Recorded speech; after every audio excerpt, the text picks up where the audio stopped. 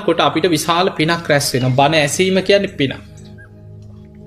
ඒ රැස් කරගන්න පින තමයි ධර්ම දේශනාව අවසන් වුණාට පස්සේ අපි අනුමෝදන් කරන්න. ඒ නිසා මියගේ කෙනෙකුට පින් අනුමෝදන් කරන්න වේවා.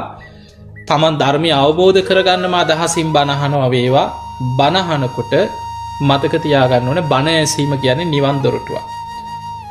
ඒ නිසා අපේ හිතේ අධිෂ්ඨානයක් ඇති කරගන්න ඕනේ මේ ධර්ම ශ්‍රවණය අපිට නිවන් දොරටුවක් බවටම පත් වේවා කියන අධිෂ්ඨානයෙන් බණහන්න දක්ෂ වෙන්න. පින්වතුනි අපි චුට්ටක් අද මේ බණහන එකේ වටිනාකම අපි කොහොමද අපේ ජීවිතයේ ධර්ම ශ්‍රවණයට පුරුද්දක් කරගන්නේ? මේ බණ ඇසීම තුළ කොයිතරම් අපේ ජීවිතේ වෙනස් කරගන්න පුළුවන්ද? ඒ වගේ කාරණා ටිකක් අපි ධර්ම දේශනාවේදී තේරුම් ගන්න උත්සාහයක් ගමු. පින්වතුනි බුදුරජාණන් වහන්සේ උපමාවකට පෙන්නවා සාමාන්‍ය රජෙක් රටක් ආරක්ෂා කරගන්න කල්පනා කරන රජෙක් ඒ රටේ ආරක්ෂාව වෙනුවෙන් විශේෂිත උපක්‍රම ගොඩක් යොදනවා. මේක තියෙන අංගුත්තර නිකායේ නගර සූත්‍රය කියලා දේශනාවක්. සාමාන්‍යයෙන් ඒ කාලේ දැන් ඉන්දියාව තිබුණේ වෙන වෙනම 12 මහා ජනපද හැටියට. අංග, මගධ, කසී, කෝසල, වජ්ජි, මල්ල ඔය වගේ වෙන වෙනම දේශ සීමාවලින් වෙන් කරගත්ත 12 මහා ජනපද හැටියට තමයි පාලනය වුනේ. ඒ නිසා නිතර යම් යම් බල සම්පන්න රජවරු සේනා අරගෙන අනෙක් රාජ්‍ය යටත් කරගන්න උත්සාහ කරා. ඒ නිසා රජ කෙනෙක් තමන්ගේ රාජ්‍ය ආරක්ෂාව වෙනුවෙන් යොදන ආරක්ෂිත උපක්‍රම ගැන මේ නගර සූත්‍රය බුදුහාඳුරෝ පෙන්නනවා. ඉස්සලා රජෙක් තමන්ගේ රට ආරක්ෂා කරගන්න උපක්‍රම ගැන පෙන්නලා ඊළඟට බුදුරජාණන් වහන්සේ ඒ උපක්‍රම ටිකම ගලපනවා නිවන් මාර්ගය යන තමන්ගේ ශ්‍රාවකයා මේ භික්ෂු භික්ෂුණී උපාසක උපාසිකාවන් කොහොමද මේ මාර සේනාවන්ගේ සතුරු සේනාවන් රටක් ආක්‍රමණය කරනවා වගේ මේ සංසාරයට අපි ඇදලා දාන අපි අකුසලයට ඇදලා දාන මේ අකුසල මූලයන් ඒ වගේම මාර පාක්ෂික මේ මාර සේනාවන්ගෙන් කොහොමද අපි රැකගන්නේ ආරක්ෂා වෙන්නේ කියන එක බුදුහාමුදුරුවෝ ඒ උපමාවලින් පෙන්නනවා. ඒකෙදි බුදුහාමුදුරුවෝ මේ බණ ඇසීම, දහම් දැනුම, ධර්මඥානයේ තියෙන වටිනාකම උපමාවකට පෙන්නවා. බුදුහාමුදුරුවෝ අදාළ මහණෙනි රටක් ආරක්ෂා කරගන්න රජ කෙනෙක් සතුරු සේනාවන්ට මුහුණ දෙන්න නවීන අවි ආයුධ රැස් කරගන්න. ඒ රාජ්‍යයේ තියෙන ආයුධවල තියෙන බල සම්පන්නකම මත ඉක්මනින් ක්‍රියාත්මක කළ හැකි බව මත ඒ ආයුධ ශක්තිය මත සතුරු සේනාවන්ගෙන් ආරක්ෂා වෙලා රටේ ආරක්ෂාව තහවුරු වෙනවා. බුදුරජාණන් වහන්සේ වදාළ මහණෙනි මගේ ශ්‍රාවකයන්ටත් යුද්ධයක් තියෙනවා. ඒ තමයි කෙලෙස් යුද්ධය. මේ කෙලෙස් යුද්ධයට යන මගේ ශ්‍රාවකයන්ගේ ආයුධ ගබඩාව තමයි කීවා දහම් දැනුම. රජ කෙනෙක් තමන්ගේ රට රැකගන්න ආයුධ රැස් කරනවා වගේ නිවන් මගේ යන ශ්‍රාවකයා තමන්ගේ ජීවිතය තුළ දහම් දැනුම රැස් කරගන්න කිය. දහම් පිපාසයක් ඇති කරගන්න. බණහන් ආසාවක් ඇති කරගන්න. එතකොට ධර්මය වැඩෙනවා. ධම්ම කාමෝ භවං හෝති ධම්ම දෙසී පරාභව කිය. මේ ධර්මය අපි කොච්චර බණ ඇහුවත් ධර්ම ගෞරවයක් නැතුව ධර්මය පිහිටන්නේ. මේක සාමාන්‍යයෙන් අනිත් විෂයක් ඉගෙන ගන්නවා වගේ සාමාන්‍ය දැනුම ඇති කර ගන්නවා වගේ දෙයක් නෙමෙයි දහම් දැනුම. ධර්මයේ පිහිටන්න. ඒ ධර්මයේ පිහිටන්නේ බුදුහාඳුරු පෙන්න ධර්ම ගෞරවයත් එක්කයි ධර්මයේ පිහිටන්නේ. දැන් අපි නොයෙක් පොත්පත් කියවනවනේ. ඔබ නොයෙක් විෂයන් ඉගෙනගෙන ඇති. රටේ අධ්‍යාපනයෙන් ඉහළට ගියා ඇති. ඒ අතර බොහොම ආසාවෙන් ඔය නොයෙක් නවකතා පොත් නොයෙක් පොත්පත් කියවන්න පුරුදු ඇති අය ඇති. දැන් සාමාන්‍ය අපි පොතක් කියවනකොට නවකතා පොතක් හිතන්න. මොනවා හරි ඔය පොත් කියවනවනේ. අපි ඒවට නිකන් පොත්වලට වැඳලා එහෙමද කියවන්නේ? නෑ නෙමෙයි. අපි මේ පොත් ගැන ලොකු එහෙම ගෞරවයක් නෑ. අපි පිටු නමනවා, ඔය කුස්සියේ දානවා, ඒ කියවලා තැන් තැන් වල තියෙනවා. එක්ක එහෙම බිම වැටෙනවා. ආයි අහුලා ආයි කියවනවා. ඒ හැබැයි බණ පොතක් කියවනකොට ධර්මය ඉගෙන ගන්නකොට ධර්ම ගෞරවයක් තියෙනවා. එතකොටයි ධර්මයේ පිහිටන්නේ. අපි මුලින් ඉඳන් පුරුදුනේ බණ පොතක් කියවනකොට පොතට වැඳලා කියවා. ඒ පොත කියවලා අවසන් වුණාට පස්සේ වැඳලා තමයි පොත අරගෙන තියන්නේ. මොකද මේ ධර්මයේ දැන් අපිට නිතර මේ බණ ඇහෙන නිසා අපිට එච්චර වටිනාකමක් නෑ වගේ තියෙන්න පුළුවන්. මොකද වර්තමානයේ දැන් ගොඩාක් බණ ඇහෙනවා. බණ අපිට ගොඩාක් තියෙනවා. හැබැයි මතක තියාගන්න මේ අපිට මේ මෙච්චර ධර්මය ඇහෙන්නේ මේ අවුරුදු 400කට 500කට විතර පස්සේ. අපි නිකන් අපේ ලංකාවේ ඉතිහාසෙකම ඔබ මෙහි ආවත් ඇහෙන්නේ මේ ලංකාවෙන් ඇහෙන බණනේ. ඕස්ට්‍රේලියානු ජාතිකයන්ගෙන් බණ ඇහෙන්නේ නැහැ. ඒ නිසා අපේ රටේ ඉතිහාසය ගත්තාම අපි දන්නවා අවුරුදු 450කට ආසන්න කාලයක් අපි පෘතුගීසි, ලන්දේසි, ඉංග්‍රීසි ආක්‍රමණ එක්ක විටින් විට බැට කාගෙන ආපු කාලයක් තිබුණා. ඒ කාලේ අපේ ඉතිහාසයේ තුල ධර්මය දියුණු කරන භික්ෂුන් වහන්සේලා පවා විශාල වශයෙන් යම් යම් කාලවල මැරුම් කෑවා. සමහර කාලවල එක භික්ෂුවක් හොයාගන්න නැති තරම් නැත්තර නැති වෙලා ගියා ලංකාවේ. ඔබ අහලා ඇති පරංගිගේ කාලේ සීතාවක රාජසිංහ රජුරු හින්දු ආගම වැළඳගෙන භික්ෂුන් වහන්සේලා මරන්න අන කරා. පන්සල් ගිනි තිබ්බා, විහෙර විහාර ගිනි තිබ්බා. පොත්පත් එකතු කර කර ඉස්සර තිබුණේ පුස්කොළ පොත්. මේ ධර්ම ග්‍රන්ථ ගිනි තිබ්බා. එතකොට එහෙම වෙලා ඔබ අහලා ඇති ඔය ගණින්නාන්සේලාගේ විගයක් බිහි වුණා කියලා. එක භික්ෂුවක් නැති කාලයක් තිබ්බා. සිවුර දාගෙන ඉන්න බයයි. රාජ බටයන්ට ආරංචි වුණොත් හොයලා මරන. එතකොට එහෙම කාලයක් තිබුණා අපේ රටේ. ඊළඟට ඔය කාලිංග මාග, චන්ද්‍රබහනු 24000ක හමුදාවක් අරගෙන කැලණි විහාරය ඉස්සල්ලා විනාශ කරලා ලංකාවේ කෙළවරක ඉඳන් වෙහෙර විහාර විනාශ කර කර ගිනි තිය ගියා කියලා. අනුරාධපුරේ පොළොන්නරුවේ වෙහෙර විහාර විනාශ කරලා අනුරාධපුර නගරේ හිටපු මිනිස්සුන් ඒ කාලේ එකතු කර කර අතපය කැපුවා කියන සමහරුන්ව මැරුවා. මිනිස්සු නගරෙම අතහැරියා. ඔබ බලන්න ඔය අන්තර්ජාලයට ගිහිල්ලා දැන් අද වෙනකොට අපි ලෝකේ බොහෝම ලෝකයාම ඉස්සර රුවන්වැලි සෑයට ඔච්චර ගෞරවයක් තිබ්බේ නැහැ. ඔබම හිතන්න මීට අවුරුදු 10කට 15කට එහා. අද දවස ගානේ කප්රු කොච්චර පලන්දනවද? අද රුවන්වැලි සෑය මළුව ගත්තාම හැම වෙලාවෙම මිනිස්සු පිරිලා.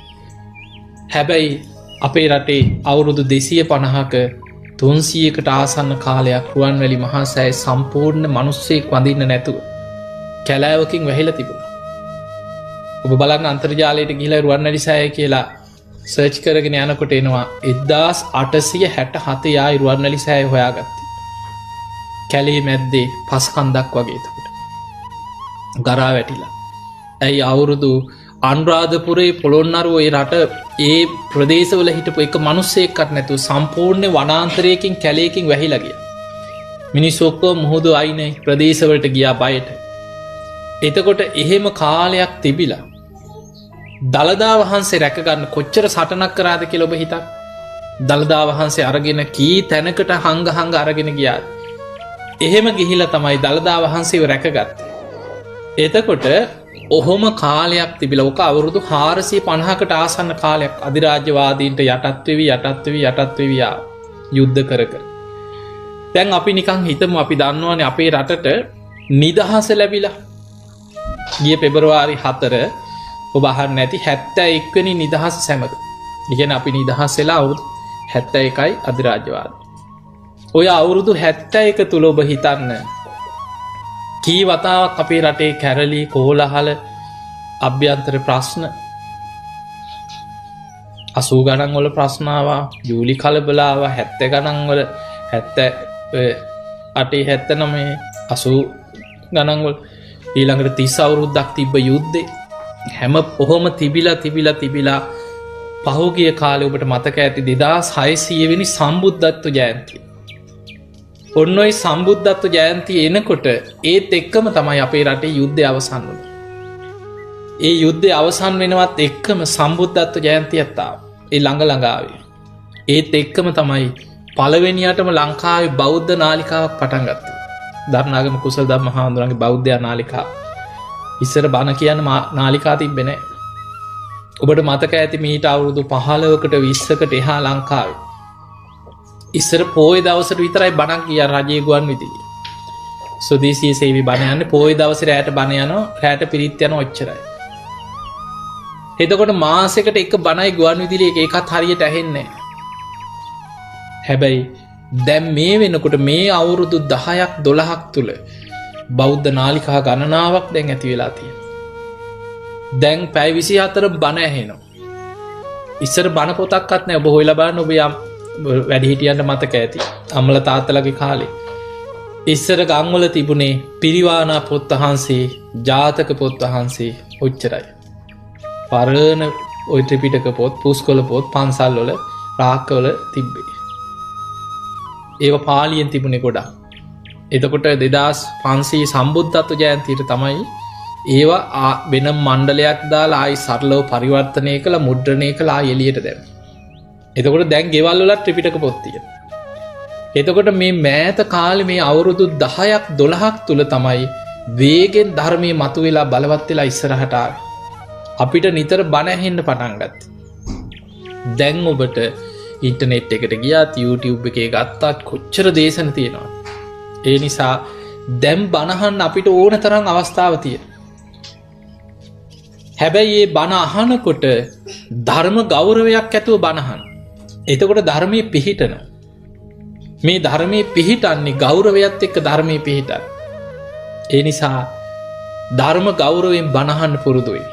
හැබැයි මතක තියාගන්න දැන් අපි හිතමු දැන් ඔබ මෙහෙම බණ අහන්න ආවා. වෙනදා කේවල් වල බණ අහනවනේ නේ. අහලා ඇති අපේ බණත් අහලා ඇති ඕන තරම් ස්වාමීන් වහන්සේලාගේ බණ අහලා ඇති. හැබැයි බොහෝ වෙලාවට අපි පුරුදුනේ බණ අහනවා, ඇහෙනවා. අපි ඒ අතරතුර ගෙදර වැඩ ටිකක් කරනවා. අපිට වාඩි වෙලාම ඉඳගෙන බණ අහන්නේ නැහැ. එහෙම හිතාගෙන බණ දාගෙන වාඩි වුණත් ඔන්න බණ අහගෙන යනකොට එක්ක කෝල් එකක් එනවා. ඊට පස්සේ ඒ ඔස්සේ ගියාට පස්සේ අර බණින් භාගයක් ඉවරයි. ඊට පස්සේ එක්ක මතක් වෙන මොනවා හරි මතක් වෙනවා ගෙදර වැඩක්. රෙදි ටික නමලා තියන්න ඕනේ. ගේ අතු ගාලා දාන්න ඕනේ. පිකන් කෝප ටික හොදලා තියන්න ඕනේ. මොනවා හරි මතක් වෙනවා බණ අහගෙන ඉන්නකොට. එතකොට අපි අරමුණෙන් අරමුණට බොහෝ වෙලාවට අපි නැකිට බණ දාගෙන අපි වැඩ කරන්නයි බොහෝ වෙලාවට පුරුදුනේ. හැබැයි අපි මෙහෙම ආවට පස්සේ පැයක් නම් ඒ පැයම වාඩි වෙලා බණක් අහන්න අපි දැන් පුරුදු වෙනවා. අවධානය යොමු කරගෙන ඉන්නවා. මතක තියාගන්න මේ බණ අහන එක නිවන් දොරටුවක්. ධර්මය අවබෝධ වෙන මාර්ගයක්. අපි බොහෝ වෙලාවට හිතනවා මේක භාවනාවෙන් විතරයි. මේක භාවනාවෙන්ම තමයි. භාවනා කරන්න නැතුව නම් ඕක කරන්න බෑ. භාවනාවත් නිවන් දොරටුවක් තමයි. භාවනා කිරීමෙන් ධර්ම අවබෝධයට පහසුයි. හැබැයි මේ බුද්ධ ශාසනය තුළ බුදුහාඳුරෝ පෙන්නනවා ධර්මය අවබෝධ කරගන්න පුද්ගලයෝ අතර සසර බොහෝ පින් කරගෙන ඇවිල්ලා ඉන්ද්‍රිය ධර්ම හොඳට බලවත් අය ඉන්නවා. ඒ අයට කෙටියෙන් ඇහුවත් ඇති කියන බණපදයක්. ලොකු බණක් අවශ්‍යත් නැහැ සමහර. දැන් සාරිපුත්ත හාමුදුරුවෝ ගැන ඔබ හිතන්න. ගිහි නම තමයි උපතිස්ස. ගාථාවක පද 2යි ඇහුනේ සෝවාන් වෙන්න. ගාථාවක පද 4ක් තියෙනවා. ඒ ධම්මා හේතුප්පබවා තේසං හේතු තථාගතෝ ආහ කියන ඔය පද 2 ඇහෙනකොට සෝවාන් ඵලයටපත් වුණා. එතකොට කෝලිත කියන්නේ මුගලන් මහරහතන් වහන්සේගේ ගිහි කාලේ. ගිහි නම තමයි කෝලිත. කෝලිතට බණ කිව්වේ හාමුදුරු කෙනෙක් නෙමෙයි. උපතිස්ස තමන්ගේ යාළුවා. තමන්ට ධර්මය ලැබුණාට පස්සේ යාළුවා හොයාගෙන ගියා. ගිහින් කිව්වා යහළුවා මට ධර්මය හම්බුණා. වැඳගෙන අහගෙන හිටියා. අර ගාථාවේ පද 4 මහලා අවසන් වෙනකොට සෝවාන් ඵලයටපත් වුණා.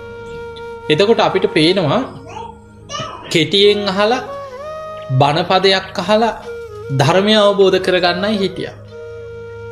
සමහර උපක්‍රම වලින් බුදුරජාණන් වහන්සේ සමහර අයට බණ කීවෙත් නැහැ. සමහර අයට බුදුරජාණන් වහන්සේ දේශනාවේ තියෙන සමහරුන්ට නෙළුම් මලක් දුන්නා. ඒක දිහා බලාගෙන අර මල පර වෙලා කුණු වෙලා යන ආකාරය බලාගෙන කය ගැන මෙනෙහි කරනකොට ධර්ම අවබෝධය ලැබෙනවා. දැන් චුල්ලපන්තක හාමුදුරන්ට රෙදි කෑල්ලක් දුන්නා. හැබැයි මතක තියාගන්න සසරේ පුරුද්ද තියෙන්න ඕනේ. සසර පින් කරලා භාවනා කරලා හිත වඩලා සංසාර පුරුද්දක් තියෙනවා. අපි දන්නේ නැති වුණාට අපේ ජීවිතේ කොහේ හරි තැනක අපිට ලොකු කලකිරීමක් ඇති වෙලා සමහර අපි කියන්නේ අර තිත්ත වෙනවා කියලා. ජීවිතේ එපා වෙලා කලකිරිලා යම් අවබෝධයකට නැඹුරු වෙච්ච තැන කොහේ හරි තැනක් තියෙනවා. අන්නේ තැන බුදුහාමුදුරුවෝ මතු කරලා ගන්න. චුල්ලපන්තක හාමුදුරුවන්ගේ ජීවිත කතාවේ තියෙන්නේ ආත්ම ගානකට පෙර රජ කෙනෙක්. ඒ රජ්ජුරු හරි ආසයි කෙන පිළිවලට ඇඳලයි ද සාමාන්‍ය සමහරු ඉන්නවන් පිළිවලටම තියෙන ෂර්ට් එකක් ඇන්දත් පොඩ්ඩක් හරි එක දවසක් අඳපු එක එක්කෝ ඊළඟ දවසේ හොදන්න නැතුව අඳින්නේ. ඒක එක්ක පොඩ්ඩක් හරි නැමිලා රැලි වැටලා නම් ඒක ආය අඳින්නේ. ඒක මැදලා මිසක් අඳින්නේ. එතකොට ඒ වගේ සමහර අය ඉන්නවා හරි පිළිවෙලටම හැමදේම තියෙනවා. මේ රජ්ජුරුවොත් ඒ වගේ කිය. එතකොට රජ්ජුරුවෝ රාජ සභාවට යනකොට ආභරණ වලින් සර්වාභරණේ සැරසීලා ඒ අඳින සලුපිලි රාජාභරණ ඒ ඔක්කොම පිළිවෙලට බොහොම ලස්සනට සැරසීලා තමයි නගරේ එළියට ගියත් පිරිස ඉදරාට ගිය රජ්ජුරුවෝ එහෙම. ඉතින් රජ්ජුරුවෝ බොහොම සුදු සලුවක් බොහොම පිරිසිදු වස්ත්‍රයක් සකස් කරගෙන දැන් මේක පිළිවෙලට ඇඳලා රජ්ජුරුවෝ බොහොම ගහම්බීර විදියට ගිහිලා එදා රාජ සභාවේ වාඩි වුණා. එහෙම රාජ සභාවේ වාඩි වෙලා එදා දවසම රජ්ජුරුවන්ට මේ රාජ්‍ය කටයුතු ගොඩාක් එක්ක එදා ටිකක් ග්‍රීස්ම දවසක්. රජ්ජුරුවන්ට ඉතින් ඇඟෙන් දාඩිය දාලා අර ඇඳුණු කිලිටි වෙලා වෙන වැඩක් කරලත් නෙමේ ඇඟේම දාඩිය වැක්කෙල්ලා අර කටයුතු ඉවරලා හවස් වෙනකොට අර ඇඳගෙන හිටපු ඇඳුම් සම්පූර්ණයෙන් දහඩියෙන් තෙත් වෙලා සම්පූර්ණ අපිරිසිදු වෙලා ගියා. රජ්ජුරුවෝ මේ කටයුතු අවසන් කරලා ඇවිල්ලා තමන්ගේ අර වටිනා ආසාවෙන් ඇඳගෙන ගිය ඇඳුම අතට අරගෙන කල්පනා කරා පොඩ්ඩක් ඉඹලා බැලුවා පුදුම දුර්ගන්ධයක් මේ ශරීරයේ දහඩියවල දුර්ගන්ධ. ඊළඟට මේ පිළිවෙලට ඇඳගෙන ගිය ඇඳුම් ටික දැන් අර පුටුවේ වාඩි වෙලා එහෙට මෙහෙට හැරිලා ඊළඟට අතේ තියාගෙන හිටපු දේවල් මේවා එක සම්පූර්ණයෙන් අපිරිසිදු වෙලා අපිළිවෙලකට මේක අතේ තියාගෙන රජ්ජුරුවෝ කල්පනා කරා මේ මොන විදියට ලස්සනට ඇඳගෙන හිටියත් කුණු ශරීරයක් නවදොරකින් අසූචි වැగిරෙන කුණු ශරීරයක් කල්පනා කළා තමන්ගේ කයේ අසුබ ස්වභාවය මෙනෙහි කර කර අර ඇඳුම අතේ තියාගෙන මේ අපිරිසිදු වෙනවා මේ කය නිසා මේ සියල්ල කොච්චර පිරිසිදුව තිබ්බත් අපිරිසිදු වෙනවා කියලා විශාල කලකිරීමකින් එදා ජීවිතය ගැන විමසුවා මේ කාලෙකට කලින් සිදුවීම.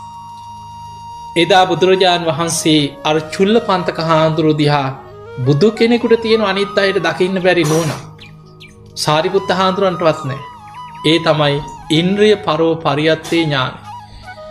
එතකොට ඒ ඉන්ද්‍රිය පරෝ පරියත්තේ ඥානෙන් බුදුරජාණන් වහන්සේ බැලුවා චුල්ලපන්තක හාමුදුරුවන්ගේ සංසාර ජීවිත දිහා. එහෙම බලනකොට මේ සිදුවීම බුදු ඇසින් දැක්කා. බුදුරජාණන් වහන්සේ දැක්කා මේ කෙනාට ධර්මාවබෝධය ලබලා දෙන්න නම් අර සසරේ කලකිරිච්ච ඒ ස්වභාවයම මතු කරලා ගන්න ඕන.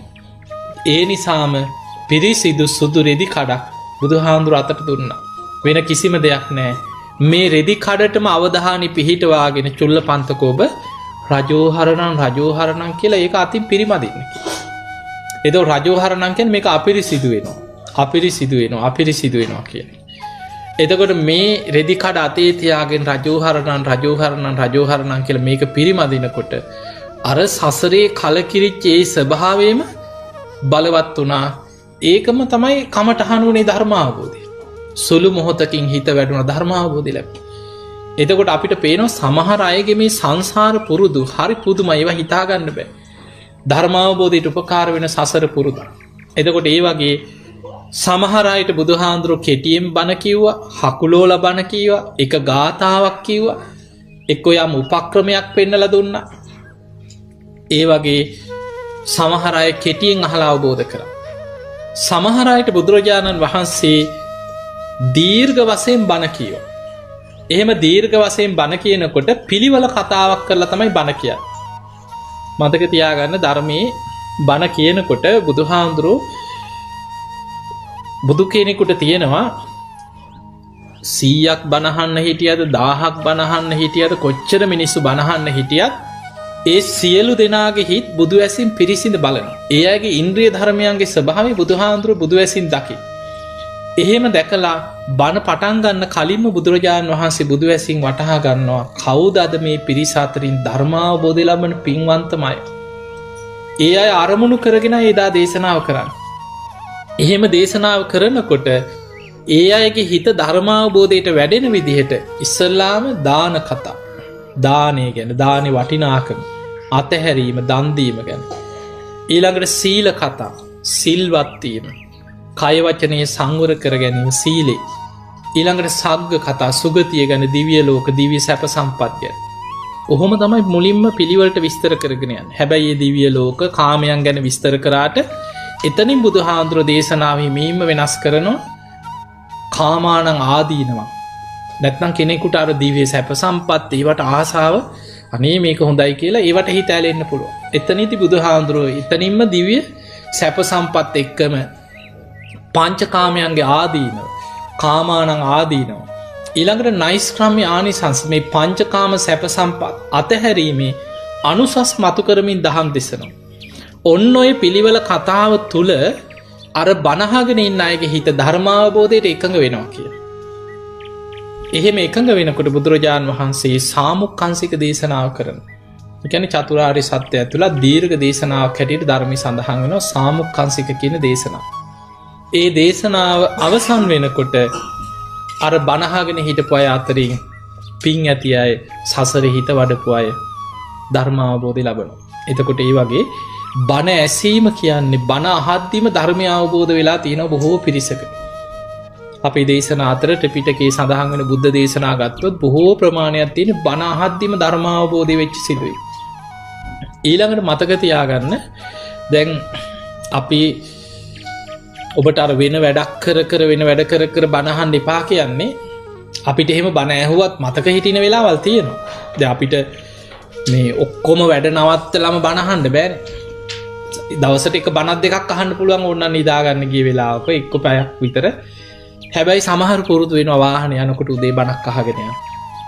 එක්ක ආපහු එනකොට සමහරට පැයක් විතර එන්න තියෙනවා. ඒන ගමනේ බණක් අහගෙන එන. සමහර ලාවට සමහර කුස්සියේ වැඩ කරනවා නම් එක්ක බණක් දාගෙන වැඩ කරනවා. හැබැයි මතක තියාගන්න අර අවධානය කියන එක පුරුදු කරගත්තොත් සමහර අය ඉන්න හොඳට සතිපට්ඨානෙ වඩලා සිහිය පුරුදු කරගත්ත අය. ඒ සිහිය පුරුදු කරගත්ත කෙනාට වෙන වැඩක යෙදුනත් සිහිය පවත්වන්න පුළුවන් දේශනාවෙන්. ඒකට හිත පුරුදු කරලා තියෙනවා. ඒක ලේසි නෑ හැබැයි. ඒ නිසා ඔබ අහලා ඇති සාරිපුත්ත හාමුදුරුවෝ රහත් වුණේ කොහොමද කියලා. බුදුහාමුදුරන්ට පවන් සලසල තමයි සාරිපුත්ත හාමුදුරුවෝ හිටියේ. බුදුරජාණන් වහන්සේ බණ කිව්වේ සාරිපුත්ත හාමුදුරුවන්ට නෙමෙයි එදා. දීගණක කියලා පරිබ්‍රාජකයෙකුට. සාරිපුත්ත හාමුදුරන්ගේ මාමා කෙනෙක්. සාරිපුත්ත හාමුදුරුවෝ පැවිදි වුණා මේ උපතිස්ස පැවිදි වුණා කියලා සාරිපුත්ත හාමුදුරන්ගේ අම්මා නෑදෑයෝ එකතු කරලා කිව්වා කොහෙන් හරි ගිහිල්ලා පුතාව හොයාගෙන එන්න කියලා. ඉතින් එක එක්කෙනා එක එක පැතිවලට හොයා යනකොට මේ දීගණකට ආරංචි වුණා සාරිපුත්ත උපතිස්ස. එතකොට උපතිස්සනේ ගිහේ නම් මේ උපතිස්සයන් වහන්සේ අන්න පැවිදි වෙලා බුදුහාමුදුරන්ගේ ශ්‍රාවකෙක් බවට පත් වෙලා ගිජ්ජකූට පර්වතයේ ආශ්‍රිතව ඉන්නවා කියලා. බුදුහාමුදුරුවෝ ඉදා වැඩ හිටියේ ගිජ්ජකූට පර්වත මුදුන. එතකොට දීගණකත් පාර අහගෙන ගිජ්ජකූට පර්වතයේ උඩට ආවා. එනකොට ඊට යට පහළෙහා තමයි සූකර කතලෙන කියලා අද එතනට කියන්නේ. ඔය දඹදිව ගියා එහෙම ඉන්නවා දන්නවා ඇති. එතන තියෙනවා සූකර කතලෙන කියලා. ඒ කියන්නේ එතන ඉස්සර ඌරෝ හාරපු ගල් ලෙනක් එතනම තමයි සුද්ධ කරලා එදා බිම්බිසාර රජුරෝ කුටියක් කරලා දුන්නේ මේ සාරිපුත්ත හාමුදුරන්ට වැඩ හිටියේ ඒ කුටිය. බුදුහාමුදුරෝ එතනට වැඩියා. දීගණක ආපු වෙලාවේ බුදුරජාණන් වහන්සේ දීගණකට ඔහුටත් සසර පින තිබ්බ ධර්මය අවබෝධ කරගන්න. ඔහොම වාඩි වෙන්න කියලා බුදුරජාණන් වහන්සේ දීගණකට බණ කිව්වේ. ඒ දීගණකට බණ කියද්දී සාරිපුත්ත හාමුදුරුවෝ බුදුහාමුදුරන්ට පවන් සලනවා. බොහොම ග්‍රීස්ම කාලයක් බුදුරජාණන් වහන්සේට සාරිපුත්ත හාමුදුරුවෝ පවන් සලසලා හිටියා. බුදුරජාණන් වහන්සේ අර දීගණකට කියන දේශනාව හොඳට අහගෙන සාරිපුත්ත හාමුදුරුවෝ පවන් සලමින් හිටියා. බණ අහගෙන හිටපු දීගණක සෝවාන් ඵලයට පත් වුණා. සාරිපුත්ත හාමුදුරුවෝ පවන් සලද්දිම උතුම් අරහත්ත්වයට පත් වුණා. එතකොට උන්වහන්සේ රහත් වුණේ අර මේ අසජි මහරහතන් වහන්සේගෙන් ගාතාවක් අහලා ගාථාවේ පද දෙකක් අහලා සෝවාන් වුණාට රහත් උනේ බුදුහාමුදුරන්ට පවන් සලසල ඉන්න. ඒ තමයි මේ බුද්ධ ශාසනයේ දෙවනි කෙනා. බුදුහාමුදුර ළඟට ඊළඟ කෙනා. ධර්මසේනාධිපති ප්‍රඥාවන්තයන්ගෙන් අග්‍රයි. මේ බුද්ධ ශාසනයේ අග්‍ර ශ්‍රාවකයන් වහන්සේ බුදුහාමුදුරන්ගේ දේශනාව ධර්ම චක්‍රය ඒ විදිහටම පවත්වන්න පුළුවන් ශ්‍රාවකයන් වහන්සේලා අතරින් සාරිපුත්තයන් වහන්සේම අග්‍රයි කියලා. එතකොට එවැනි මහා පිං ඇති කෙනෙක් බුදුහාමුදුරන්ට පවන් සලසල ඉන්නේ නැද්දි බණ අහගෙන ඉන්නේ නැති ධර්මය අවබෝධ කරගන්න. ඒ නිසා මතක තියාගන්න අවධානයෙන් බණහන එක ඊටාම වැදගත් වෙනවා. මේ අවධානය කියන එක බුදුහාඳුරෝ බණහන කෙනෙකුට කරුණු 5ක් පෙන්වනවා. ඒ කියන්නේ දැන් ඔබ දැන් මේ වාඩිලා බණක් අහනවා වගේ ඔබ බණහනකොට අද නෙමෙයි ඔබ කවදා කොතන රේඩියෝ එකේ බණක් ඇහුවත් ටීවී එක බණක් ඇහුවත් පන්සලට ගිහින් බණක් ඇහුවත් ගෙදර බණක් ඇහුවත් බණහනකොට මතක තියාගන්න මෙන්න මේ කරුණු 5 තියෙන්න ඕනේ Taman තුළ. පළවෙනි එක සුස්සුසති කියන අප්‍රමාණ ආසාවකින් බණහන. කියන්නේ හිතේ තියෙන්න ඕනේ ලොකු ආසාවක් බණක් අහනකොට. බුදු කෙනෙක්ගේ බණ පදයක් නේද මම මේ අහන්නේ. කල්ප ගානකින් නේද ලෝකෙ බුදු කෙනෙක් පහළ වෙන්නේ. මතක තියාගන්න ඔබ අහලා ඇති සාරා සංඛේය කල්ප ලක්ෂය කියලා. අපේ බෝසතාණන් වහන්සේ දීපංකර බුද්ධ ශාසනය විවරණ ගත්ත තැන ඉඳන් දසපාරමී විතරක් පුරලා තිනවා බුදු වෙන්න සාරා සංඛේය කල්ප ලක්ෂය. කියන්නේ මහා කල්පවලින් අසංඛේය 4කුත් තවත් කල්ප ලක්ෂයක්. ඕක ඉලක්කමෙන් කිව්වොත් හිතා ගන්නවත් බැරි ඔළුවත් අවුල් වෙලා යනවා. අසංඛේයයක් කියන්නේ 1.140ක් කියන අසංඛේය. ලියන්න ගියත් වරදින්නේ නැද්ද? ඔය බින්දු ගාන නිකන් ලියාගෙන ගියත් ඕක පටල ගන්නවා. 1.140ක් අසංඛේය. ඒ වගේ අසංඛේයව 4ක් තවත් කල්ප ලක්ෂයක් සාරා සංඛේය කල්ප ලක්ෂය කියනවා. ඒ දීර්ඝ කාලයේ තුල ලෝකෙ පහළ වෙලා තියෙන බුදුවරු 24 නමයි මතක තියාගන්න. අපේ බෝසතාණන් වහන්සේ සූවිසි විවරණ ලැබුවා කියලා අහලා ඇති. දීපංකර පාදමූලයේ ඉඳන් අවසානයේ කාශ්‍යප බුදුහාඳුරන්ගේ තමයි අන්තිම විවරණය ගත්තේ බුදු වෙන්නේ. එතකන් සාරා සංඛේය කල්ප ලක්ෂයටම ලෝකෙ පහළ වුණේ බුදුරජාන් වහන්සේලා 24 නමක් විතරයි. එතකොට හිතන්න බුදු කෙනෙක් පහළ වෙනවා කියන ලෝකෙ කොච්චර දුර්ලභ කාරණයක්ද. එතකොට එවැනි දුර්ලභ බුද්ධ ශාසනයක් අනේ අපිට ලැබුණා. එවැනි බුදු කෙනෙක්ගේ බණපදයක් අනේ අපිට අද අහන්න හරි වාසනාව ලැබෙනව නේද කියලා බණහනකොට මුලින්ම අප්‍රමාණ සද්ධාවකින් හිත පිහිටවා ගන්න ඕනේ බණහන්. ඒක තමයි බණහනකොට පළවෙනිම දේ. දෙවනි කාරණේ සෝතක් ඕදහති කියනවා.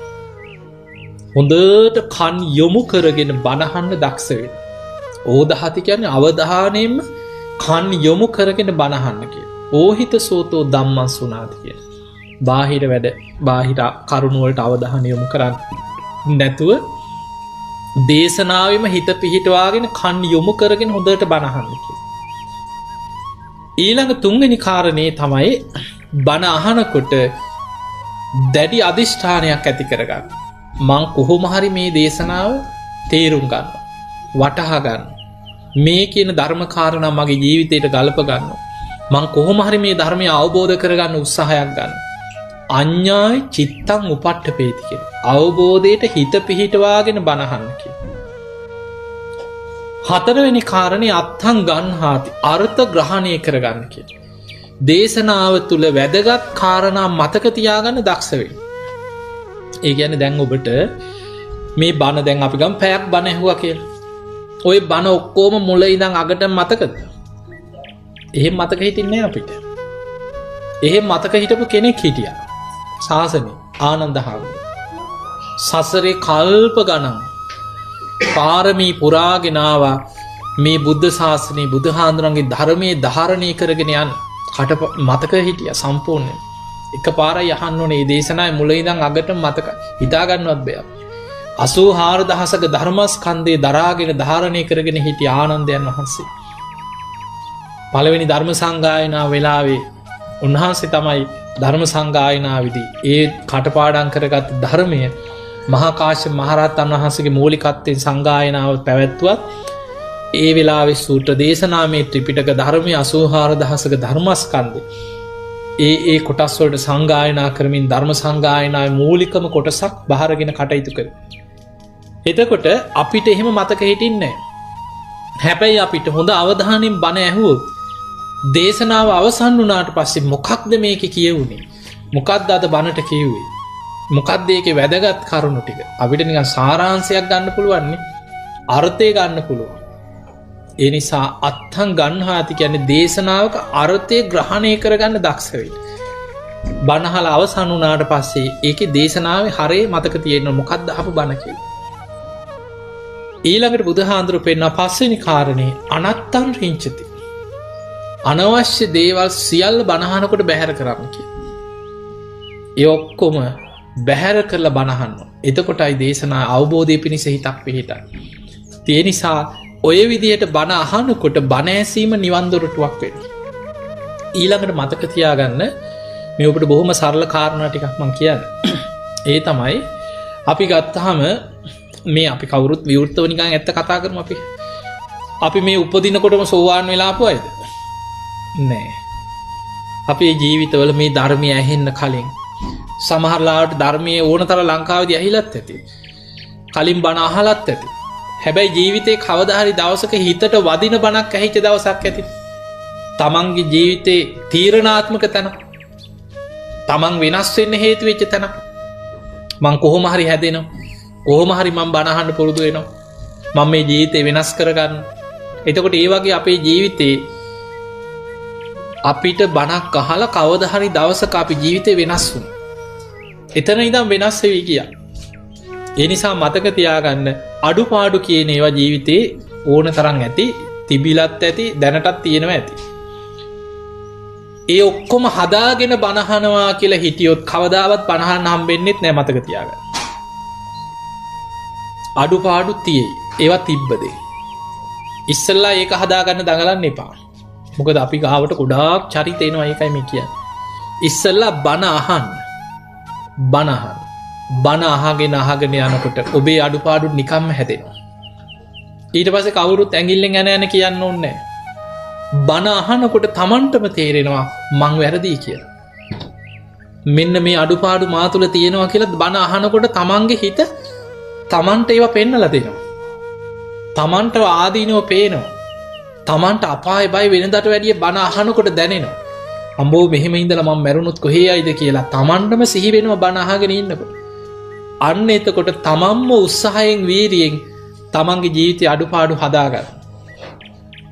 මොකද අපි ළඟට නොයෙක් චරිත එනවා. සමහර චරිත රටේ නොයෙක් විදිහට වැරදි අඩුපාඩු සමහරු මාසෙක රුපියල් 25000 30000 කුඩු ගහලා නැත්තට නැති වෙච්ච චරිත අපි ළඟට සමහරලාවට ආවට පස්සේ අපි කියන්නේ දැන් ඒ ළමයා දන්නවනේ මේක හොඳ නෑ කියලා. එතකොට ඒ දන්න නිසානේ අපි ළඟටත් එන්නේ. තමන් එකෙන් වළකින්න කොච්චරනම් උත්සාහ උපක්‍රම යොදලා ඇද්ද? අපි කියන්නේ බණහන්. පුතේ බණහන්. එච්චරයි. ඔයා කොහොම හරි සිහියෙන් ඉන්න වෙලාවට දවසකට එක බණක් දෙකක් හරි අහන්න පුරුදු වෙන්න. ටික දවසක් යනකොට ඒ ඔක්කොම හදාගෙන නිකම්ම නවත්තලා. ඊට පස්සේ ඒව නවත්තන්න කියන්න ඕනේ නැහැ කවුරු. බණ අහගෙන යනකොට Tamanටම ඒවා නවත්තන්න පුළුවන් ආත්ම මේ ධර්මයේ තියෙන ශක්තියක් ඒක ධර්මයෙන් ගොඩ නැගිලා එනවා. ඒ නිසා අපි ලංකාවේ නොයේක් තැන්වල බන්ධනාගාරවල එල්ලුම් ගහට නියම වෙච්ච මිනිස්සු නොයේක් චරිත එකතු කරලා රටේ හැම ශේෂ්ත්‍රයකම එකතු කර අපි වැඩසටහන් කරලා බණ කියලා මිනිස්සු ගැන අපිට හොඳ අත්දැකීම් තියෙනවා. ඒ නිසා මේ ධර්මයේ තුල මොකද මේ ධර්මයේ තියෙන මහා පුදුම ආශ්චර්යමත් ලක්ෂණය මතක තියාගන්න. එක බණපදය අහලා මහා දරුණු අපරාධකාරයෝ ජීවිතේ වෙනස් කරගෙන දෙව් මිනිසුන්ගේ වන්දනා ලබන රහතන් වහන්සේලා වෙච්ච ධර්මයක්. ඊළඟට නොයෙක් හොරු මංකොල්ලකාරයෝ බුදුහාඳුනගේ කාලේ තබ්බද්දායි කියලා හොරෙක් 500ක හොර කණ්ඩායමක් එක ගම් පහර ගිය හොර නායකයෙක් ගැන තියෙනවා. ඒ 500 දෙනාම එක බණයි ඇහුවේ. ඒත් හොරකමේ ගිහිල්ලා අන්තිමට පැනලා යා ගන්න විදියක් නැහැ. ඒ වෙලාවේ කල්පනා කරා කමක් නැහැ දැන් මේ වෙලේ පැනලා යන්න කිව්වොත් අපි අහුවෙනවා. විශාල පිරිසක් එකතු වෙලා බණක් අහනවා. මිනිස්සු ගොඩක් ඉන්නවා. දැන් මේ බඩු මුට්ටු ටික අරගෙන මෙතනින් පනින්න ගියොත් මේ මිනිස්සු වට කරගෙන අපිට ගහලා මරයි. බඩු ටිකත් පැත්තක තියලා අපිත් නිකන් මේකට මාපු අය වගේ බණහමු කියලා වාඩි වෙලා බණ ඇහුවා. බණහල අවසන් වෙනකොට සංසාර බයක් ඇති වුණා. අම්මෝ මේ සසරි භයානකම. ඒ 500 දෙනාම බණහලා ඉවර වෙලා ඇවිල්ලා එදා බණ කිව්වේ බුදුහාඳුරට නෙමෙයි. 80 මහා ශ්‍රාවකයන් වහන්සේට අයිති මහරහතන් වහන්සේ නමක් ඉදා බණ කිව්වේ. ගිහිල්ලා කිව්වා අනේ ස්වාමීනි සසර භයානකයි. අනේ අපිට පිහිට වෙන්න කිව්වා. අපිව පැවිදි කරවන්න කිව්වා. ඒ වෙලේ අර ස්වාමීන් වහන්සේත් එක්කම ගිහිල්ලා ආරාමේ පැවිදි වුණා 500ක් දෙන්න. හොඳට ගුණධර්ම පුරලා පස්සේ රහත් වෙනවා. එතකොට අපිට පේනවා ජීවිතේ නොයෙක් වැරදි අඩුපාඩු තිබ්බයි බුදුහාඳුනයි කාලේ. මේ ධර්මයේ එක ගාථාව අහලා ජීවිතේ වෙනස් වෙච්ච අය හිටියේ. ඒ නිසා මතක තියාගන්න බණ අහන එක පුරුද්දක් කරගන්න. දවසකට එක බණක් අහන්න. අපිට කරන්න පුළුවන් ප්‍රායෝගික තැනින් පටන් ගන්න එපා. පැය 24න් බණ ගියාට පැය 24න් බණ අහන්න බෑනේ. අපි දවසකට ඔබ ජීවත් වෙන රටාවත් එක්ක ඔබ දැන් මේ වගේ රටක ඉන්නකොට ඔබට ගොඩාක් රස්සාවල් කරන ඒවා සමහරට ඔබේ වැඩ ඔබම කරගන්න එපා. ගෙවල් වල වැඩ ඒවත් එක්ක ඔබට ලොකු ඒ කාර්ය බහුලත්වයක් ජීවිතේ තියෙන්න පුළුවන්. හැබැයි ඔය අතරේ උවමනාව තියෙන කෙනාට උදේ යනකොට වාහනේ හරි එන වෙලාවට නිදාගන්න ගිහිල්ලා හරි එක බණක් දවසකට පුරුදු වෙන්න. බාහිර වැඩවලට අවධානය යොමු කරන්න නැති දවසකට එක බණක් අහන්න පුරුද්දක් කරගන්න. ඔබටම තේරෙයි මාසයක් දෙකක් යනකොට ජීවිතේ වෙනස් වෙන හැටි ඔබටම බලන්න පුළුවන්. හොඳ ආසාවෙන් සද්ධාවෙන් හොඳ අවධානයෙන් බණ අහන්න. මොකද ඉස්සර වගේ නෙමෙයි දැන් අහන්න බණ ගොඩක් තියෙනවා. මේට අවුරුදු 10කට 15කට කලින් මෙහෙම බණ අහන්න තිබ්බේ නැහැ. කියවන්න පොත් ගොඩක් තිබ්බා ඉස්සර. දැන් කියවන්න කම්මැලි ගොඩක් අය. කම්මැලිනේ. ඉස්සර කියව හරියට බණ කියව දරුවේ රේරුකානේ චන්දවිමල නායක හඳුරන් වහන්සේගේ පොත්පත්. ඉස්සර කොච්චර පොත් තිබුණාද ඒ පොත්පත් ඒවා හරියට කියවුවා. ඉස්සර බණ පොත් හරියට අරගෙන කියවන පුරුද්දක් තිබ්බා. දැන් කියවන්න කම්මැලි. හැබැයි දැන් බණ අහන්න හම්බ වෙනවා අපිට. ඒ නිසා අහන එක හරි හොඳ අවධානයෙන් දවසකට එක බණක් දෙකක් අහන්න පුරුදු වෙන්න. එහෙම බණ අහගෙන යනකොට සමහර දරුවෝ ඉන්න දවසක් තරුණ පුතෙක් ඔය මාව ලංකාවේ මං ඉන්නකොට සවුන්දා සෙනසුරාදා වගේ දවස් මිනිස්සු හම්බෙන්න මං උදේවරු වෙන් කරලා තියෙනවා. නොඑක් චරිතෙන් බණට ආරාධනා කරන්න එනවා, අපිව මුණ ගැහෙන්න එනවා, බණ අහලා පැහැදිච්ච අය එනවා, ආධාර කරලා යන අය එනවා. ඒ වගේම ආධාර ඉල්ලගෙන අය එනවා, ගොඩාක් අසරණ අය එනවා. ඉතින් අපි ගොඩක් මිනිස්සුන්ට උදව් කරනවා. නොඑක් චරිත එනවා. දවසක් දරුවෙක් ඇවිල්ලා හිටියා. ඇඳගෙන ආපු ටී-ෂර්ට් එකත් 3 පොලක් විතර ඉරිලා. දැක්කහම අපිට සමහර අය මං හිතුවේ ළමයා දැක්ක ගමන් මං හිතුවේ උදව්වක් කරන්න මේ මොනවා හරි ඉල්ලගෙන ආපු. මොකද දවසකට ගොඩක් අය එනවා වෙනම පැත්තක තියලා. මං ඔය ඒ දවසට ඔය හම්බෙච්ච පිරිකර වෙනම පාර්සල් ගොඩක් හදලා තියෙනවා. ඉතින් මේ මිනිස්සුන්ට මාසෙකට විතර කන්න අපිට පුළුවන් විදියට පිටි ටික, සීනි ටික, බඩු ටික දාලා පැක් කරලා දෙනවා එනේ නායට. මං හිතුවේ මොනවා හරි අසරණ දරුවෙක් ඉතින් මොනවා හරි ප්‍රශ්නයක් කියලා. මං ඒව ඇයි පුතේ මොනවද ඔයාලට කෙරෙන්න ඕන කියලා. අනේ නෑ හාමුදුරන්ව බලලා මේ වැඳලා යන්න ආවේ කියලා. ඊට පස්සේ මං කිව්වා එන්න කියලා. ඊට පස්සේ බිම වාඩි වෙලා වැඳගෙන මේ ළමයාගේ ඇස්වල දැන් කඳුළු ඇක්කිරෙන. අවුරුදු 22ක් විතර ඇති. මට තේරුණා ඉතින් මොකක් හරි බණ අහලා සද්ධාාවක් තමයි කියලා. මං ඉතින් ඒක පුතේවා කොහෙද කියලා දෙනියාය කිව්වා. දන්නවනේ දෙනියාය. ඊට පස්සේ මං අහුවා ඔයා මොකද කරන්න කියලා. ඊට පස්සේ බලපුවාම මේ අම්මා සිංහල තාත්තා දෙමළ කිව ලැයිමක තමයි ඉන්නේ. නංගි කෙනෙක් ඉන්නවා කිව්වේ. නංගි මේ සම්පූර්ණයෙන්ම මේ මන්ද මානසිකත්වයේ දරුවෙක්. ඉතින් ඒ නංගි එක තැන් වෙලා ඉන්නේ. එහෙම සිහි කල්පනාවක් නැහැ. ඒ නංගි ඉතින් උපතින්ම ආබාධිත දරුවෙක් කියෝ. ඉතින් අම්මා තමයි නංගිව බලන්නේ. මේ ළමයා විතරයි ඉන්නේ. මං අහුවා මොකද ඔයා කරන්නේ? කුලී වැඩ කරනවා කිව්වා. තේ දලු කඩලා ලොරි වලට පටවන එක මොකක් හරි කුලිය වැඩක් කරලා ජීවත් වෙන්නේ. අම්මයි නංගි බලාගන්න ඒ ළමයා. ඊට පස්සේ සාක්කුවේ තිබිලා පොතක් පෙන්නුවා. ඒකේ හරහටත් ලියලා එහාට මෙහාටත් ලියලා යන බණ ලියාගෙන පොඩි පොතක ඉතින් සාක්කුවේ දාගෙන ඇවිල්ලා. ඊට පස්සේ මං ඉතින් බොහොම සද්දායෙන් මං ඇහුවා පුතේ වා ගොඩක් බණ අහන. ඊට පස්සේ කිව්වා හාමුදුරනේ මං උදේ පාන්දර නැකිටලා උදේම පිරිත් දාලා පොඩි රේඩිය එකක් තියෙනවා, ටීවී එකක්වත් නැහැ. ඊට පස්සේ රේඩිය එකක් තියෙනවා කිව්වා ගෙදර. රේඩිය එක මේ පොඩි ස්ටූල් එකක් උඩ තියලා ඒකට සුදු රෙද්දක් කියලා රේඩිය එක තියලා ඒකට දන ගහලා වදිනවා කිව්වා.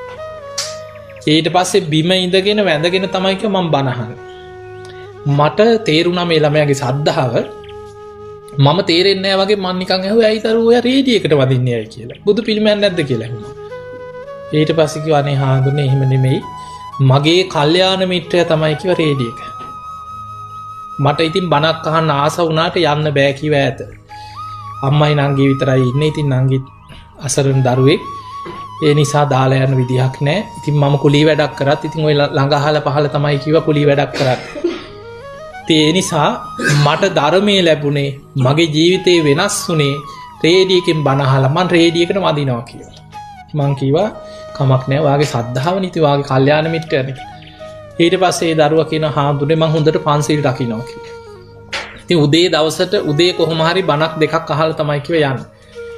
ඒ වැඩට ගිහිල්ලා ඒ වැඩ ටික කරලා හවස කොහොම හරි කුලී වැඩ කරලා ඉවරලා ඇවිල්ලා මල් කඩලා ගෙදර බුදුන් ඇඳලා ඊට පස්සේ හවසට බණ 3ක් අහනවා කිය හැමදාම. ඒ බණ අහන්නේ ඔක්කොම රේඩියක වෙනම තියලා සුදුරෙත්තක් කියලා බිම වාඩිලා රේඩියකට වැඳලා තමයි කිය බණ අහන්නේ.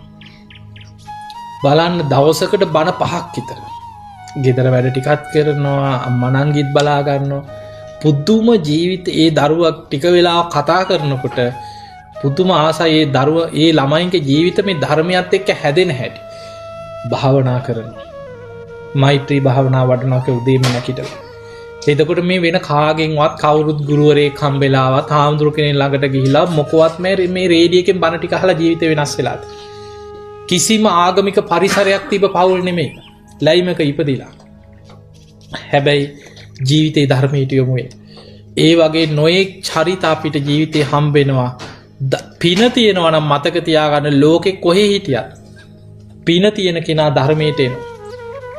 ලංකාවේ ඔබ දන්න ඔය නොයෙක් ස්වාමීන් වහන්සේලා ආරණ්‍යවල කැලෑවල් වල ඉන්නවා. ඒ අතර ලංකාවේ වනාන්තර ආශ්‍රිත සිරිපාද කැලේ, ලග්ගල කැලේ, ඊළඟට ඔය මේ බලංගොඩ පැත්තේ තියෙනවා ඇල්ල කියලා තියෙනවා, ඊළඟට තුන්දොල තියෙනවා. මේ සිංහරාජ ආශ්‍රිතව ආරණ්‍ය සේනාසන සමහර කැලේ මුකුත් නැහැ ගල්ලෙන් තියෙන්නේ නිකන් පොඩි තාර සීට් එකකින් රුකුලපු කුටි තියෙනවා. ඔය භාවනා කරන ස්වාමීන් වහන්සේලා ගොඩක් ඉන්නවා. මං කීප නමක් ඇසුරු කරනවා. ඉතින් මම සමහරට හම්බෙන්න යනවා. කිලෝමීටර් 2-3 පිණ්ඩපාතේ වඩිනවා. කැලේ ඇතුලේ ඉන්නේ පුදුම දුෂ්කර ජීවිත ගෙවන. හරි පුදුමයි. මිනිස්සු ඇසුරක් නැහැ. පිණ්ඩපාත කරන කැලේ ඇතුලට ගිහිල්ලා එක්ක ගල් වෙනක එක්ක නිදාගන්නේ පොඩි ලෑල්ලක පුදුම වීරියක් වඩන ස්වාමීන් වහන්සේලා ලංකාවේ ඔය සාමාන්‍යයෙන් 59 ලොකු පිරිසක් නෑ. දුක විඳගෙන ඉන්න අමාරුයි. 59ක් විතර වගේ 50ක් 55 නමකට ආසන්න ඉන්න. ඔය ඉන්න අයගෙන් 35කට වැඩිය සුදු අය. ලග්ගල කැලේ ඉන්න ස්වාමීන් වහන්සේලා 49ක් විතර ඉන්නවා. 45 නමක් විතර 30ක් විතර ඉන්නේ සුදු අය. ඇමරිකාවේ අය, ඩෙන්මාර්ක් අය කීප නමක් ඉන්නවා. කැනඩා ජාතික අය ඉන්නවා, යුරෝපියන් අය ඉන්නවා. අපේ රටට ඇවිල්ලා පුදුම වීරියක් වඩන්න. හිතාගන්න බෑ සමහර ජීවිත. ඒ නිසා සමහරට ඉපදුනේ කොයි රටේ වුණත් කොහේ වුණත් පින තියෙන කෙනා ධර්මයේ ලැබුණට පස්සේ හොයාගෙන එනවා. ඒ ධර්මයේ කරා යනවා. ඒ නිසා ජීවිතේ බණ අහන එක පුරුද්දක් කරගන්න. ඔබටම තේරෙයි ජීවිතේ ටික ධර්මයේ පැත්තට වැඩෙන ආකාරය. ඒ නිසා මොකද අපිට වර්තමාන මීට කලින් මීට අවුරුදු 10කට 15කට කලින් ජීවත් වෙච්ච අපේ අම්මලා තාත්තලාට ආච්චිලා සීලාට මිය ගිය අයට මේ වාසනාව නැති වුණා. ඒ අය බණ අහලා ඇති. හැබැයි ඒ කාලේ ඔබම හිතන්න ඔබ මීට අවුරුදු 15කට 20කට කලින් අහපු බණ නිකන් හිතන්නනේ. ඉතින් ඒ කාලේ සමහර ස්වාමීන් වහන්සේලාට ඉතින් අපිට මුකුත් කියන්න බෑ. ඉතින් ඒ කාලේ තිබ්බේ නෑනේ මෙහෙම බණ කියන්න අවස්ථාවක් තිබ්බේ නෑ. හරියට පොත්පත් තිබ්බේ නෑ. හොඳ ගුරුවරු ඉඳලා නෑ. ඒ කාලේ ඉතින් කියෙව්වේ ඔය ජාතක පොතයි පිරිත් පොතයි. ඒ නිසා ඒ කාලේ බණ කොයි වෙලේ මොන වැඩිපුරම බණවල කොහෙන් ගත්තත් ඒකල බරණැස් මුල් බ්‍රහ්මදත්ත රජු වගේ කතා තිබුණා. නැද්ද? ජාතක කතා. බ්‍රහ්මදත්ත රජු වටේ තමයි කැරකි හිටියේ ඉස්සර. එක්ක ධම්මපද ගාතාවක් කියනවා. ඉතින් ওই වගේ එක්ක ඔහොම බණ තමයි ඉස්සර තිබුණේ. එච්චර බණ තිබුණෙත් නෑ ඉස්සර. හැබැයි දැන් එහෙම නෙමෙයි. දැන් සූත්‍ර පිටකේ මිනිස්සු කොච්චර ඔබ සූත්‍ර දන්නවද කියලා හිතන්න බණ අහලා. ඒ නිසා අද ත්‍රිපිටක පොත් ගෙවල් වල ඉඳන් තියෙනවා. දැන් ධර්මයේ හොඳට මතුවෙලා අටුවාද ටීකා මේ ඔක්කොම පරිවර්තනය වෙලා ඇවිල්ලා ගොඩාක් පොත් තියෙනවා. මොකද ඒ කාලේ සමහර ස්වාමීන් වහන්සේලා ඔබ දන්නවනේ මගේ හොරණ ගිලන් භික්ෂු ආරාමයක් තියෙනවා. අපේ ස්වාමීන් වහන්සේලා ගොඩක් ඉන්නවා. දැනට 29ක් මගේ ළඟ අපවත් වුණා.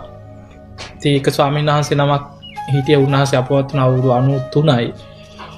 දවසක් උන්වහන්සේ ඉතින් මම ওই සතියකට විතර සැරයක් ගිලන් ස්වාමීන් වහන්සේලා එකතු කරලා හිත පිහිට ඕන හැටි පණ යනකොට කොහොමද ධර්මයේ මෙනෙහි කරන්නේ ඔය වගේ ගොඩක් කරුණු ගොඩක් ඒ අයට කියලා දෙනවා.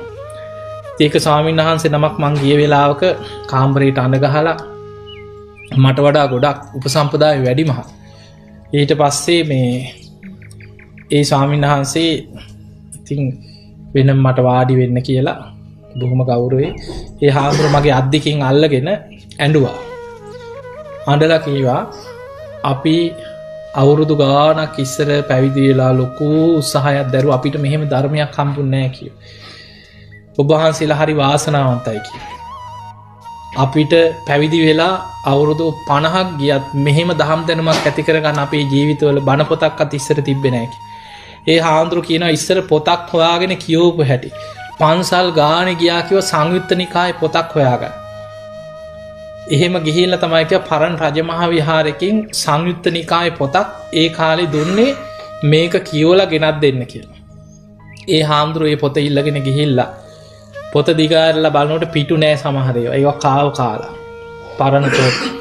ඒවෙන් පිටපත් කර කර එහෙම තමයි කිය සූත්‍ර ටිකක් ලියාගෙන සූත්‍ර ටිකක් කියවලා බණ කියන්න සූත්‍ර ටිකක් හොයාගන්න. අද කොහොමද අපිට අද කොච්චර බණද අපිට?